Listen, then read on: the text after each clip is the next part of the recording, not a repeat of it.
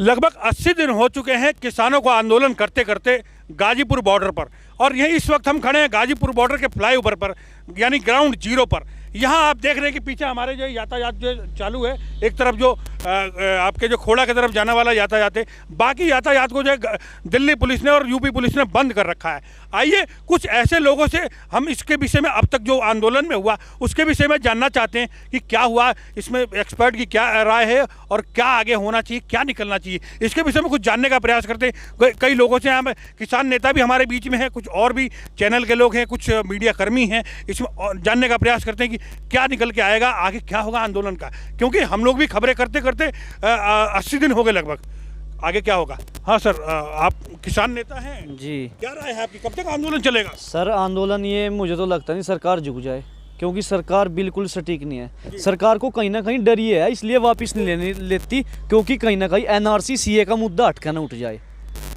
NRC CA का मुद्दा इसमें कहाँ से आ गया? इसमें इसलिए आएगा, सरकार वही बात आएगी कल को, एनआरसी सीए वाले भी तो कहोगे कानून वापस लो। सरकार बार बार बोल चुकी है, इसमें जो कमी है वो ठीक करवा लो। ये सच्चाई है कि अगर एक मांग जो है, एक ग्रुप अगर कोई धरना देता है और उसकी मांगों को मान लेती है सरकार, तो कल को कोई और भी धरना देगा। सर इसमें, इसके विषय में क्या कहना आपका? नहीं, इतनी तानाशाही नहीं होनी चाहिए ना जितनी तानाशाही हो रही है। सबसे पहली बात तो अगर आप कोई कानून बना रहे हैं, जिस विषय पे कानून बना रहे हैं उस विषय के एक्सपर्ट की कम से कम उनसे पूछना चाहिए।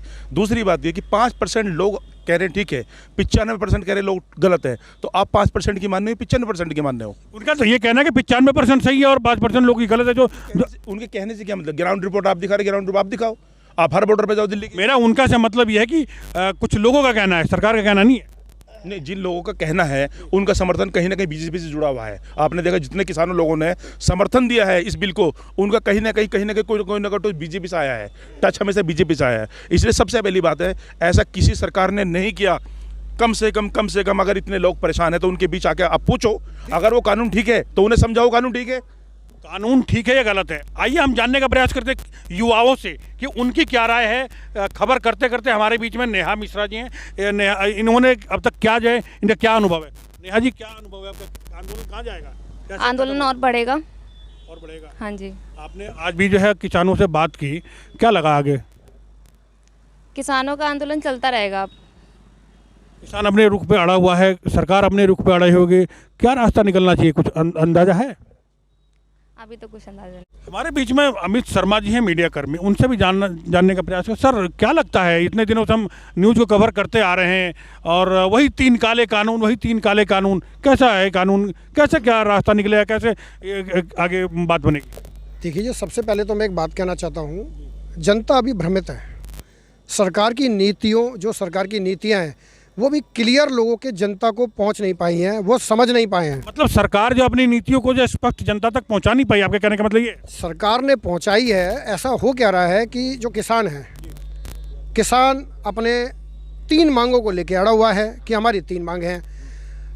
इधर किसान लड़ा हुआ है, इधर सरकार ने अपनी नीतियाँ बता दी कि ये नीतियाँ है। अब जो बीच में तालमेल है ना, वो बन नहीं पा रहा है। किसानों को अभी समझ में नहीं आ रहा, क्योंकि मैंने भी देखा है काफ़ी किसान ऐसे हैं जिन्हें तो नॉलेज है, पता है कि हमें क्या प्रॉब्लम आ रही है। कुछ किसान ऐसे उन्हें पता ही नहीं है 3 मांगे क्या हैं, पहली बात। सेकेंडली चीज़ क्या है कि अभी धरना प्रदर्शन बहुत अच्छा चल रहा था इनका। अभी 26 जनवरी पे जो घटना शर्मनाक हुई, देश के लिए बहुत शर्मनाक घटना है, बल्कि विदेशों तक ये घटना पहुँची है, ठीक है। इसमें किसानों के अंदर क्या थी कि किसानों को बिल्कुल शांत स्वभाव तरीके से अपना मोर्चा संभालना था। 11 बजे का टाइम मिला हुआ था। अब क्या हुआ, अलग अलग बॉर्डर से कुछ किसानों ने 26 जनवरी पर जो ये षड्यंत्र कह लीजिए या ड्रामा रचा, वो बड़ा शर्मनाक था। वो कौन किसान हो सकते थे? क्या वो षड्यंत्रकारी थे या किसान थे? एक सेकंड, इसमें क्या था, कुछ किसान भी दिखे थे वेशभूषा में, ये मैं क्लियर नहीं कहूँगा क्योंकि ये कहना सही नहीं है। इसमें किसान बेस में वो लोग थे, यानी शक और शंका दोनों बिल्कुल बनी हुई है। शक और शंका के बीच में जो है 3 वो काले कानून, हालांकि शुरुआत तो एमएसपी की मांग और लिखित गारंटी की हुई थी, ये काले कानून बाद में आके चिपक गया, कैसे आगे बात बनेगी? भाई इतना 3 कानून वापस नहीं होने, इतना जाने नहीं करो। बस एक यही रट रहेगा कि 3 काले कानून वापस? हाँ बिल्कुल नहीं, जा यही रहेंगे। 3 काले कानून वापस नहीं होंगे तब तक नहीं जाएंगे। आपने सुना है किसान ने। हाँ जी, आपका क्या इस पर राय है? सबसे पहली बात तो कि किसी भी पब्लिक को संभालने के लिए कुछ ही लीडर होते हैं जिन्हें जानकारी होती है, सबको नहीं पता। अगर सबको पता होगा तो यहाँ पर हमें किसी नेता की जरूरत नहीं पड़ेगी। पहली बात, तीनों कानून काले हैं, सफ़ेद हैं, कैसे हैं, ये जो इतनी जो पब्लिक को, इतनी भीड़ को लीड कर रहे हैं, उन लोगों को अच्छी तरीके से पता है। पहली बात। दूसरी बात, ये ऐसी क्या मजबूरी है सरकार की ऐसी क्या मजबूरी है कि ये किसान इसी देश के बाशिंदा, इन किसानों की बदौलत आज वो अपनी कुर्सी पे बैठे हुए। ऐसी क्या मजबूरी है कि कुछ ही लोगों को पता है कि काले कानून कौन देखो सरकार जी 5 जून 2020 को ऑर्डिनेंस लाती है ना, तो सरकार ने किसी किसान नेता की सलाह ली, ना किसी कृषि वैज्ञानिक की। मेरी बात सुनिए, किसान नेता की क्या सलाह ले? 150 के आसपास किसान नेता हैं, जो कृषि मंत्री उसकी सलाह ली गई थी। देखो कृषि मंत्री है, चलो मेहता तो होशियार ही है, हम उनको सम्मान करते हैं। सरकार जैसे सर्वे करवाती है, मुख्यमंत्री बनता है, जैसे स्विट्जरलैंड में कानून बनता है, जनता का सर्वे होता है। सरकार कहीं ना कहीं जनता का सर्वे करवा लो ना भाई, नेशनल मीडिया इनके पास है, सर्वे करवा लो, A B चिन्ह लगा के ABCD, भाई कौन पक्ष में कर रहा, कौन निष्पक्ष में कर रहा। सरकार बिल्कुल कहीं ना कहीं इस बिल में बहुत कुछ काला है सर। आपके माध्यम से मैं बता, शुरुआत तो MSP को लेके हुई थी कि MSP की लिखित गारंटी हो। MSP पे सरकार ने जो है हाँ कर भी दी है, और ये भी कहा कि आपकी सारी बातें जो है मानी जा सकती है, बशर्ते इन कानूनों की बात ना की जाए। सरकार में बताऊंगा MSP जो है 6% लोगों को मिलती है। जिस दिन MSP पर गारंटी बन जाएगी सर, उस दिन ये तीनों काले कानून खत्म हो जाएंगे।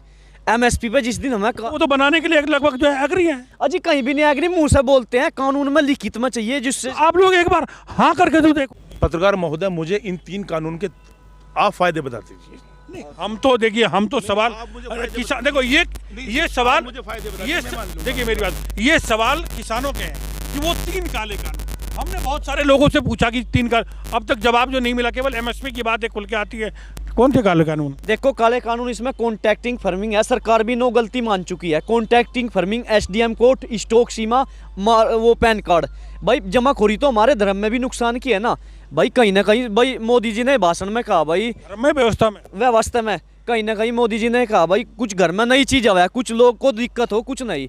भाई हम मानना है कुछ सही है, कुछ गलती है। भाई किसान नेता गलती नहीं करवाना चाहते। जहर तो 2 किलो भी इतना और पहिया भी इतना क्यों दिया जा रहा जी? मुझे 2 रोटी की भूख है और मेरे से 4 रोटी दी जाएगी, मैं क्या खा लूँगा? आप ही बताओ। 2 रोटी की भूख है, 4 रोटी कैसे खा लूँगा? सर कैसे खा लेंगे? मुझे शुगर है, आप मुझे रसगुल्ला दे रहे हो। मुझे शुगर है, आप मुझे रसगुल्ला दे रहे हो। ये कह के ये मीठा बहुत है, इसका स्वाद बहुत है, जबकि आपको पता है कि मैं रसगुल्ला खाने के बाद मैं बीमार हो जाऊंगा, हो सकता है मैं मर जाऊं। सबसे महत्वपूर्ण बात में ये है कि किसानों को जो है आम जन सहयोग जो है कहा जाए तो नहीं मिल पा रहा। किसने कहा नहीं मिल पा रहा? किसने कहा? पूरी तरह से नहीं मिल पा कहा नहीं मिला जुला संगत रहा। आप एक बात बताइए मुझे, अगर किसानों को जन सहयोग ना मिलता तो इन दिल्ली बॉर्डरों पे खून के कत्लेआम होते। आज किसान अपने आप को एडजस्ट कर रहा है, वो अगर मतलब आम आदमी है अपने आप को एडजस्ट कर रहा है, वो अपनी परेशानी भी झेल रहा है, वो इधर से उधर से घूम के भी जा रहा है, लेकिन उसके बाद भी कहीं ना कहीं आम जन का किसानों को समर्थन है। ये आपको भी देखने को मिल रहा है कि 80 दिन के अंदर आम जन का किसानों का समर्थन है, लेकिन जो पीछे जो बंद बुलाया गया उसमें तो असर जो है उतना नहीं देखा गया। मेरा एक मानना ये है, किसानों के बीच में से ही कुछ संगठन जो किसान संगठन माने जाते थे वो वापस लौट चुके हैं। क्या रीज़न है, क्या कारण है वापस लौटने का, ये तो वही लोग बता सकते हैं। अगर बात किसानों की आती है, क्या जो संगठन लौटे हैं वो रीजन साफ है कि 26 तारीख को जो ऐसा दृश्य देश के लिए उत्पन्न किया गया जैसा कि अमेरिका में हुआ था, कि जो संगठन वापस लौटे हैं इसका मतलब किसान था और वो वापस लौट गया। अगर किसान नहीं होता, वो अपने संगठन के साथ किसान नहीं होता तो वहाँ डटा रहता, क्यों वापस लौट गया? सर किसान जो डटे हुए हैं आज भी गाजीपुर बॉर्डर पे, इनके विषय में नहीं, सबसे पहली बात तो मुझे बताइए कौन किसान वापस लौट गया? अभी मेरे सहयोगी ने बताया कि वो किसान जो किसान है वो लौट गया। आप मुझे एक आदमी का नाम बताइए जो किसान वापस लौट गया। अगर अभी VM सिंह की बात कर रहे हो तो अब से पहले भी ऐसे कई कारण हुए हैं कि जब भी कोई प्रेशर हुआ वो अपने मैदान छोड़ के भागे, और पहली बार मैदान छोड़ के नहीं भागे, पहली बात। दूसरी बात ये, अब जिस हिंसात्मक घटना को आप लेके जिस पे आप मुद्दा बना रहे हो कि लाल किले पे, हम भी मानते हैं कि इतिहास में काला कानून, ये काला दिन है इतिहास के लिए कि एक राष्ट्रीय पर्व पे ऐसा नहीं होना चाहिए जैसा हुआ, लेकिन 11 बजे किसानों की एंट्री 9 बजे वहाँ कैसे पहुँच? अभी तो मैं आऊँगा उस 26 जनवरी वाले कांड पे। पहले जी क्या पूछना चाह रहे बताइए। 26 जनवरी को जो हुआ किसान के भेष में या किसान के रूप में या कोई किसान या जिसने भी किया, क्या वो कहीं से भी बर्दाश्त के योग्य है किसी के लिए, किसी भी हिंदुस्तानी के लिए? येसा न विद्या न तपो न ज्ञानम, येसा न विद्या न तपो न ज्ञानम, ज्ञानम न शीलम न कुतो न धर्मम। एक संस्कृत का श्लोक है, उसमें यही है कि जितना हमें ज्ञान है, जिसको ज्ञान नहीं है, जिसके पास विद्या नहीं है, ज्ञान है, वो साला एक मृत जानवर के बराबर है। सबसे पहली बात। दूसरी बात है, आप ज्ञानवर्धक बात कर रहे हैं, 26 जनवरी की मैं बात करता हूँ। हमारा जितने भी किसान हैं उन सब की एक रैली का एक टाइम था, परेड का एक टाइम था कि 11 बजे आपकी एंट्री होगी, लेकिन उससे पहले वो दीप सिंधु जिसको किसान बना के पेश किया जा रहा है, वो 9 बजे वह झंडा लहराता हुआ नजर आ रहा है। 9 बजे कुछ अपने समर्थकों के साथ झंडा लहराता हुआ नजर। 9 का टाइम तो नहीं था, ज़्यादा था। नहीं, ज़्यादा नहीं था। मैंने लाइव कवरेज करी, 10 बजे वहाँ से कवरेज करी है, उससे पहले वो झंडा वहाँ था। दूसरी बात ये, आपकी ड्यूटी थी कि जब हमें परेड में, किसानों को परेड में शामिल होना था, तो किसान लाल किले तक पहुँचे कैसे? चलिए आपकी बात पे मैं गया, लाल किले तक कैसे? ये क्या दिल्ली पुलिस की जिम्मेदारी नहीं थी कि उनके रास्ते को बैरिकेड किया जाए? क्या दिल्ली पुलिस की जिम्मेदारी नहीं थी कि उन्हें? पुलिस ने तो रास्ते बैरिकेड किए थे, किसान पहुंचे कैसे? मैं बताऊंगा सर, पुलिस ने हमारा रूट भी चेंज किया और समय भी। आप ये बताओ, प्रधानमंत्री जब लाल पुलिस का कहना यह है कि किसानों ने जो बताए हुए रूट को नहीं बल्कि दूसरे रूट को अपनाया जानबूझकर। पुलिस खुद किसान के बेस में जा रहे नहीं, पुलिस खुद लेकर गई। पुलिस ने हमारा रूट भी चेंज किया, समय भी चेंज किया। आप ये बताइए, पत्रकार भी वहां से जो सच्चाई दिखा रहा आप था। जो बात कह रहे हैं वहाँ लाइव मीडिया कवरेज चल रही थी, ये कोई झूठी बात नहीं है कि कौन कैसे क्या हुआ हुड़दंग, ये पूरे विश्व ने देखा, पूरे देश ने देखा। हम तो कहा जिसने हुड़दंग मचा, पुलिस को जेल में डालती क्यों नहीं? कोई भी हो उसमें, चाहे किसान के बेस में हो, कोई भी हो, पुलिस उसको जेल में डाल दे सर। ये बात सही है कि किसान जो भी थे, जिसने भी किया ये, क्या आपके नज़र में वो सही था? बिल्कुल सही नहीं है, क्योंकि मानना यह है कि उस टाइम पे तलवारें लेकर हुड़दंग मचाना, मारना, पीटना, आपने लाल किले पे लाइव देखा कि ऊपर से पुलिस वाले कूदे भी अपनी जान बचाने के लिए। उन्होंने वहाँ के करीब 300 पुलिस वाले इसमें घायल हुए। जी बिल्कुल हुए, सारा सामान तहस नहस हुआ। मेरा मानना यह है कि अगर किसानों को जाना चाहिए तो आराम से, शांत स्वभाव से जाना चाहिए था, चाहे वो किसान थे या कोई था। सही बात। ये तो वो होगा जब इसकी जांच में पता लगेगा, लेकिन जो भी हरकत हुई है देश के लिए बहुत शर्मनाक घटना है ये, और ये कभी भी इतिहास इसको भुला नहीं सकता कि ये इस घटना के बारे में। मेरा मानना यही है। कहते हैं कि ना तेरा है ना मेरा है, ये हिंदुस्तान हम सबका है, नहीं समझे नहीं जाने तो ये नुकसान हम सबका है। आइए इस पर भी एक और बात कर लेते हैं कि भाई गलती किसकी थी और क्या ये होना चाहिए था? इतिहास के पन्नों में हम हिंदुस्तानी कैसे इस चीज़ को देखेंगे? लाल किले पर अपना झंडा फहराया जा रहा है और पुलिस बैठ के चुस्की ले रही है, चाय की चुस्की ले रही है। इसकी तो नहीं ले रही थी पुलिस को, जो है वहाँ पे जो है भगाया गया उनके साथ। जब आप पहले देखिए, आप पहले देखिए कुर्सी पे बैठे हुए जो पुलिसकर्मी थे, वो बड़े साफ लफ्जों में जब वो झंडा लहराया जा रहा था, वहाँ कुर्सी पे बैठे हुए थे। क्या उनका अधिकार नहीं था उसे रोकने का? क्यों नहीं रोका वो? ये सब एक प्लानिंग के तहत हुआ है, किसान आंदोलन को बदनाम करने के लिए हुआ है, और जिसकी वजह से किसानों पर फर्क पड़ा है। मैं मानता हूँ फर्क पड़ा है, जिसकी वजह से आज ये आंदोलन इतना लंबा चला है। इतना लंबा चलने की जो रीजन रहा है, वो एक हिंसात्मक घटना के वजह से 300 जो पुलिस वाले घायल हुए हैं, जिनको चोटें आई हैं और गंभीर चोटें आई, जिसमें मुकदमा भी कायम हुआ, 307 जैसी गंभीर धाराएं लगाई, अन्य भी गंभीर धाराएं लगाई हैं। क्या वो कुछ उसके विषय में कहना चाहिए? देखिए, जिन्होंने ये उपद्रव किया है, धाराएं भी लगेंगी, सजा भी होगी। सबसे बड़ी बात है इसकी जांच होगी। पहले जांच होने के बाद चाहे वो किसान हो, चाहे वो उपद्रवी हो, जो भी हो, उन्हें सजा मिलेगी, वो बचेगा नहीं। रही बात झंडा फहराने की, भाई एक तिरंगा हमारा झंडा है, मान है, सम्मान है। भाई फौजियों ने अपनी बलियां दे दी, मानते हैं आप इस बात को? अगर हर कोई झंडा लगाने लगेगा तो फिर तो 1000 झंडे लग जाएंगे संगठनों के। पहली बात मैं ये कहता हूँ कि जो भी ये घटना हुई है उसकी जांच होनी चाहिए। जांच होने के बाद कोई भी हो उसे सजा मिलनी चाहिए। आप सजा के फेवर में हैं? हाँ जी, बिल्कुल सजा होनी चाहिए, निष्पक्ष जांच होनी चाहिए। आप उन लोगों से क्या कहना चाहेंगे जो जिन लोगों ने ये उपद्रव किया? क्या मैसेज देना चाहेंगे और देश के लिए क्या मैसेज है? देखो, दिल्ली पुलिस के जवानों का चोट लगी, मैं उसका सम्मान करता हूँ। देखो, हमारी सुरक्षा में है वे कहीं जिन्हें दिल्ली पुलिस को जो चोट लगी उसके लिए आप शोक व्यक्त करते हैं? हाँ, बिल्कुल शोक व्यक्त करते हैं। हमारे गृह मंत्री भी मिलने गए, हम उनका भी सम्मान करा। कहीं ना कहीं हमारी सुरक्षा में थी। जिन्हें उपद्रव मचा वे किसान ही नहीं है, वे हमारे आंदोलन को बदनाम करने की सिर्फ साजिश थी। उनको सरकार निष्पक्ष जाँच करे, उनको जेल में डाल ले, चाहे कोई भी हो, उसमें निष्पक्ष जाँच होनी चाहिए उसकी। क्या रास्ता निकलेगा आगे? अब तक जो हम फिर मुद्दे पे आते हैं कि आखिर क्या आगे, क्या उम्मीद लगती है आपको इस आंदोलन से? सरकार चाहे तो रास्ता निकल जाएगा, किसान चाहे तो रास्ता नहीं निकलेगा। किसान तो चाह रहा है। अगर 80 दिन से यहाँ पड़ा तो अपने रास्ते के लिए तो पड़ा है यहाँ। किसान तो रास्ता चाह रहा है, अपना घर बार, अपना कारोबार, अपने बच्चे छोड़ के। हम जिस रास्ते पे खड़े हैं, रास्ता भी बंद है करीबन 2 महीने से। क्या रास्ता ही खुलेगा? कोई बातचीत के रास्ते से ये रास्ता खुलेगा या ऐसे ही चलता रहेगा? सबसे पहली बात है, ये जो रास्ते बंद हैं, सब जगह काम धाम सब बंद है। पहले कोविड-19 का खत वो हुआ, अब ये रास्ते बंद हो गए। भाई देखो, नुकसान तो हो ही रहा है, राजस्व का नुकसान हो रहा है, और अगर ये रास्ते बंद रहेंगे तो सरकार को नुकसान 100% है। बात आती है कि हम अगर बात करें कि ये जो मुद्दे इनके माने जाएंगे या नहीं माने जाएंगे। देखो, अगर मुद्दे सही है तो 100% माने जाएंगे, मुद्दे अगर सही नहीं है तो सरकार सही है तो मुद्दे माने जाएंगे।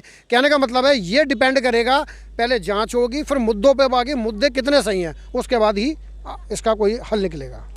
कुछ अब आंदोलन में पहले जैसी जान नहीं रही, पहले जितने जो भीड़ थी वो नहीं रही, कम लोग हैं, या भी आप लोग मानेंगे, लेकिन क्या तरीका है आगे? ऐसी चलता रहेगा आखिर कब तक? भाई देख, एक बताऊं, जिस दिन उस दिन पुलिस ने कुछ वैसे किसान भी उठाए वहाँ से, कोई बुराड़ी में लंगर, मैं कल एक अखबार में पढ़ रहा था, कुछ किसान ऐसे उठाए, एक तो अपनी लड़की की शादी कार्ड बांटने जा रहा था, वो भी उठा कर जेल में डाल दिया। ये अच्छा नहीं। 120 किसान हैं जो तिहाड़ जेल में है। अरविंद केजरीवाल ने सूची भी जारी करी, कहीं ना कहीं सरकार उनको भी छोड़ने की कोशिश करे, किसानों पर जो मुकदमे लगे। ये वही अरविंद केजरीवाल हैं जो आंदोलन जब ये लाल किले पे तांडव चल रहा था तब तक तो कुछ नहीं बोला, और रात के 9 बजे उनके मनीष सिसोदिया जी ने अपना एक बयान जारी किया। तो आपको नहीं लगता कि ये जो है दो तरफा बातें हैं, हाथी के दांत दिखाने कुछ और खाने कुछ और? बात ऐसी है, तो नेतागिरी है, सब एक ही थाली चट्टे बट्टे हुए हैं जी।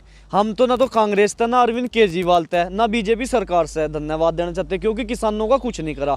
हम तो एक है, जो हमारे किसानों पर फर्जी मुकदमे लग रहे, यहाँ नहीं पूरे देश में, जो आने की तैयारी कर रहा, वहाँ क्षेत्र में प्रोटेस्ट कर रहा, उनके मुकदमे भी सरकार वापस लिए जाएगा। क्या उनके मुकदमे वापस होंगे जिन लोगों ने इसमें तांडव मचाया लाल किले पे? नहीं, जिन्हें तांडव मचा उन्हें तो जेल में डाल दो सरकार, बिल्कुल निष्पक्ष जांच करो, उसमें भी देखो कुछ सही हो जाएंगे, ऐसा भी तो हो सके ना। जिन्होंने तांडव किया उस पर क्या एक्शन किया जाना चाहिए? अभी मेरे सहयोगी मिस्टर शर्मा ने बताया कि निष्पक्ष जांच होनी चाहिए, और ये एक राष्ट्रीय पर्व पर जो एक उत्पाद मचा है, ये हमारे इतिहास में एक ऐसा काला दिन है जो नहीं होना चाहिए था, लेकिन ये काला दिन लिखा गया।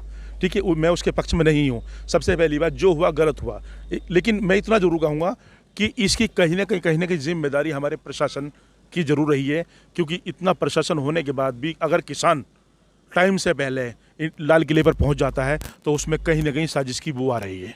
साजिश की बू आ रही है। बू की बात करी जाए, मेरा मानना यह है, जो मैंने पर्सनली वॉच किया है, उसमें कुछ राजनीतिक षड्यंत्र भी चल रहा है, राजनीतिक दल भी इन्वॉल्व है इसके अंदर, और मैं उनका नाम ले लूँगा कौन कौन से दल है। मैंने खुद देखा है अपनी आंखों से। ये दलों ने ये जो खिचड़ी पकाई है वो बड़ी गड़बड़ करी है, किसानों की और सरकार की जो खिचड़ी पकी है। खिचड़ी तो पकी रही, एक तरफ जो है सत्ताधारी दल है, दूसरी तरफ जो है विपक्ष है पूरा का पूरा, तो ये तो खिचड़ी तो पकी रही है। खिचड़ी के बीच में ये नहीं हो रहा है कि किसान पिस रहा है? तो किसान ही पिस रहा है, इसके अंदर कोई नहीं पिस रहा, किसान ही पिस रहा है, क्योंकि किसान अपना परिवार छोड़कर यहाँ बैठा हुआ है, पूरे अपने परिवार को छोड़ के, अपना खाना पीना रहना सब त्याग के सड़कों पे बैठा हुआ है अपनी मांगों को लेकर। उधर सरकार है, उनकी मांगों को ध्यान में रखते हुए भी उस पर ध्यान नहीं दे रही है। क्यों नहीं दे रही है? क्योंकि जो दल हैं, राजनीतिक दल, वो बीच में कहीं ना कहीं चोट पहुंचा रहे हैं। आपके कहने का मतलब है कि अगर किसान अगर इस चीज़ को ख़त्म भी करना चाहे किसी रास्ते से, तो दल करना नहीं दे रहे। देखिए, ये सब लड़ाई अब जो है इस वक्त लड़ाई ईगो की है, ये लड़ाई जो है इस वक्त मान सम्मान की है। लेकिन ये हमारे प्रधानमंत्री जी ये भूल गए कि जिस कुर्सी पर आज वो बैठे यही किसान उन्हें वहाँ पहुँचाने वाले हैं, उनकी ड्यूटी बनती है। मैं ये कह रहा हूँ कि कानून ठीक है, चलिए मैंने 1% माना कानून ठीक है, तो क्या किसानों के बीच में आकर उनको ये समझाना नहीं चाहिए कि ये कानून इस तरीके से ठीक है? उन्होंने कहते मैं जैसे दादा बोलता ना कि ये चीज़ यहाँ पर पड़ी है, ले जाओ ना, तो अपने स्थिति में रहो। मैं अपने वर्डों के लिए क्षमा मांगता हूँ। वही एक हमारे कृषि मंत्री ने साफ लफ्जों में एक प्रपोजल दे दिया कि लगभग 18 महीने के लिए कानून पोस्टपोन किया जाएगा। मानना है तो आप मुझे कॉल कीजिए, ना मानना तो सड़कों पर रही। आपने कहा कि प्रधानमंत्री नहीं, ये केंद्र सरकार ये नहीं समझा पाई। प्रधानमंत्री तो जहाँ भी जा रहे हैं अपने कार्यक्रमों में किसानों को संबोधित करते हैं और इस चीज़ से अवगत कराते हैं। मुझे एक मीटिंग बता दीजिए, वो किसानों से मिलना है, वो जहाँ भी जा रहे हैं अपने चुनाव प्रचार के लिए जा रहे हैं। 10 किलो चुनाव प्रचार में इन बातों का जिक्र किया जाता है, समझाया जाता है, बात रखी जाती है, और आगे भी पहले भी समझाएगी इस बात को। दिल्ली के 10 किलोमीटर के दायरे में किसान हैं, और वो यहाँ से 2000 किलोमीटर बंगाल में जाके किसानों को इस कानून के और एमएसपी के फायदे बता रहे हैं। जब आप अपने घर की लड़ाई नहीं सुलझा पाए तो बाहर क्या सुलझा पाओगे? सबसे पहले ये ड्यूटी बननी चाहिए थी कि अगर ये कानून बनाए गए हैं, और आप मुझे एक बात बताइए, आप किस कारण, किस वजह से ये कानून वापस नहीं लेना चाह रहे? एक वजह बताइए। मैं कह रहा हूँ इसमें फ़ायदा है, लेकिन मैं राजी नहीं हूँ। जब 95% जनता इस कानून से नाराज है तो आप कानून वापस कर लीजिए। सरकार ये कह रही है कि एक बार जो कानून को देख लीजिए, कमी होगी तो उसको दुरुस्त किया जाएगा। ये फिर क्या दिक्कत है? ये घड़ी नहीं है कि पहले इस्तेमाल करो फिर विश्वास करो। ये साबुन का ऐड नहीं है, ये किसानों की ज़िंदगी से जुड़ा अहम मुद्दा है। ये प्रैक्टिकल नहीं है कि आप इसे इस्तेमाल कीजिए।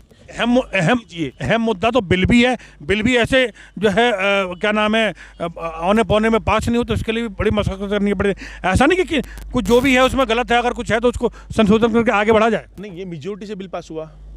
मेजोरिटी आपकी मेजोरिटी है तो बिल तो पास हो जाएगा। ये तो मेजोरिटी पास हुआ है। बिल पास करने की जरूरत क्या है? बिल पास आपने 4 महीने पहले या लॉकडाउन में किया है, लेकिन बिल की तो तैयारी पिछले 2 साल से चल रही है।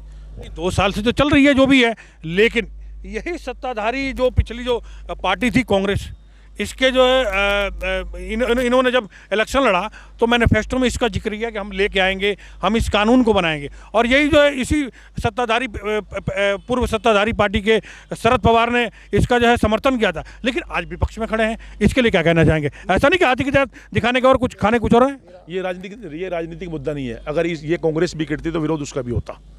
ये राजनीतिक मुद्दा नहीं है। अगर कांग्रेस भी करती या आप पार्टी भी करती है, अदर कोई भी विपक्ष की पार्टी सत्ता में होती है और इस कानून को लाती है तो उसका भी विरोध होता। एक चीज़ और मैं पूछना इसमें ऐड करना चाहूँगा, जो भी सत्ताधारी पार्टी है, जो भी क्या भाजपा है और उसके सामने जितने भी विपक्ष हैं, सब तो एक तरफ ठीक है, लेकिन दिल्ली में आम आदमी पार्टी जो है बड़ी ही चुप्पी से अपना काम कर रही है। उसमें क्या कहना चाहेंगे आप? बीजेपी का राइट हैंड है।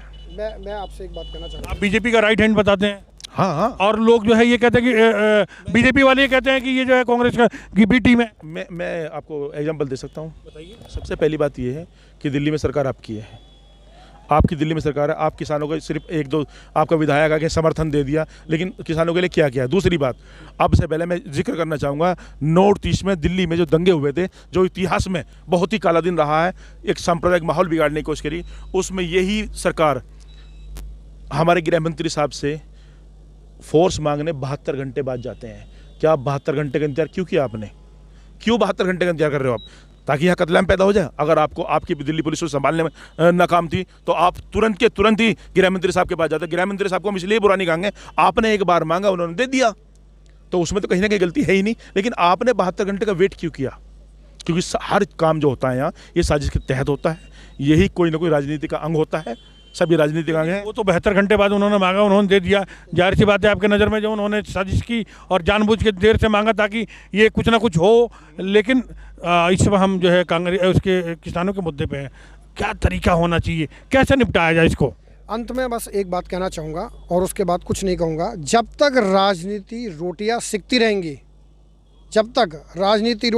रहेंगी, कोई हल नहीं निकलेगा। जब ये राजनीति रोटियाँ बंद हो जाएंगी सिकनी, हल निकल जाएगा। आप देख लीजिएगा। जब तक राजनीतिक तवा गर्म रहेगा, आटा गुत्ता रहेगा, रोटियां सेकती रहेंगी, ये जो है अमित सर का कहना है। इस पर आपका क्या कहना है? मेरा एक ही कहना है, सबसे बड़ी बात तो ये मुद्दा राजनीतिक नहीं होना चाहिए।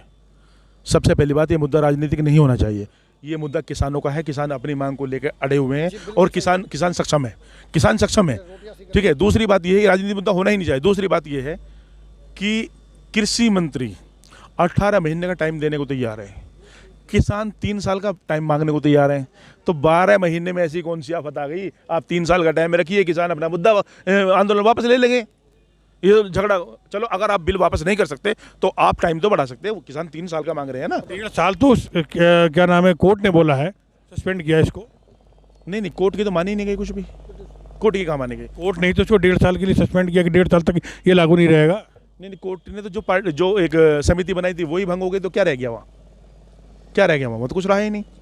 अब तो जो झगड़ा है वो सरकार का और किसान का। समाधान क्या है? क्या आगे क्या लगता है आप लोगों को? फाइनली ये क्वेश्चन है कि समाधान क्या रहे? समाधान यही है कि हमारे देश के प्रधानमंत्री, माननीय प्रधानमंत्री नरेंद्र मोदी जी अपनी ईगो छोड़कर अपने देशवासियों की, अपनी किसानों की बात माने। अगर आप तीनों बिल वापस नहीं कर सकते तो जो किसानों की मांग 3 साल के लिए कम से कम 12 महीने अपनी तरफ से बड़ा दिल करके 12 महीने आगे बढ़ा दीजिए। 3 साल को इस कानून को स्थगित कर दीजिए, उसके बाद देखा जाएगा जो भी होगा। देखिए, केंद्र सरकार में प्रधानमंत्री नरेंद्र मोदी जी हैं, उन्होंने जो भी निर्णय लिया होगा हमारे परिवार के, हमारे देश के मुखिया, भारत देश की भलाई के लिए, अगर मान लीजिए ऐसा हो जाता है जैसा आप कह रहे हैं और उससे देश को, किसानों को नुकसान होगा, तो आखिर इसके जिम्मेदार किसको माना जाएगा? इसके जिम्मेदार तो किसान ही होंगे। देख लीजिए। इसके जिम्मेदार किसान इसीलिए होंगे, सरकार ने अपनी बात रख दी, किसान अपनी बात पे रह रहे हैं। सरकार झुकने को, अपनी ईगो की वजह से झुकने को तैयार नहीं। अगर सरकार झुकती है और उसका कुछ नुकसान भी सामने आता है तो उसके जिम्मेदार किसान होंगे। चलिए, तो संभावनाओं में हम लोग बात कर रहे हैं, क्या आखिर फाइनली क्या आपका बढ़ रहा है? ये मैंने तो अपनी एक बात जो पहले कही थी अभी भी वही कहूँगा, जब तक राजनीतिक दल अपनी रोटियां सेकना बंद नहीं करेंगे इसका कोई हल नहीं निकलेगा। जिस दिन ये दल अपनी रोटियां सेकना बंद कर देंगे उसके अगले दिन ही हल निकल जाएगा। मेरा रुख वो हवाओं से कब पूछेगा, खाक दर खाक में मिल जाएगी वो तब पूछेगा। इसी तरह की कुछ बातें लेके, कुछ मांग लेके किसान अब तक डटा हुआ है गाजीपुर बॉर्डर पर।